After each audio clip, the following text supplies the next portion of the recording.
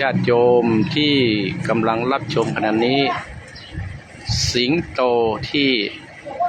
จะมานั่งซุ้มประตูที่ญาติโยมได้บูชาพระฐานสิงโตแต่นี้สิงโตกำลังเดินทางกำลังจะขึ้นแท่นแล้วฉะนั้นก็ให้ศรัทธาญาติโยมก็จะมีงานถวายคนโน่นเดือนมิถุนาก็เชิญชวนศรัทธาญาติโยมท่านผู้ฟังทั้งหลายนั้นมาร่วมทำบุญ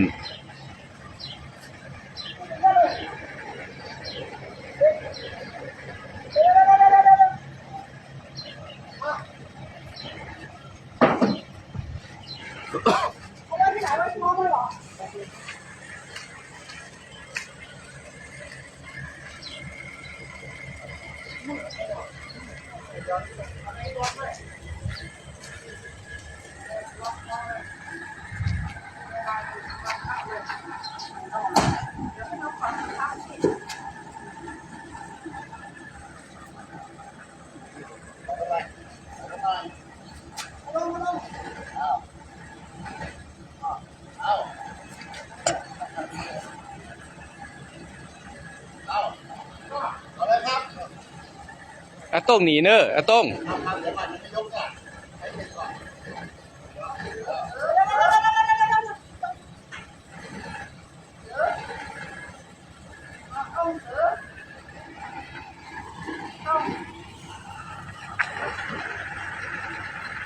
อาต้งหนีอาต้งอย่ามาอยู่ดังหน้า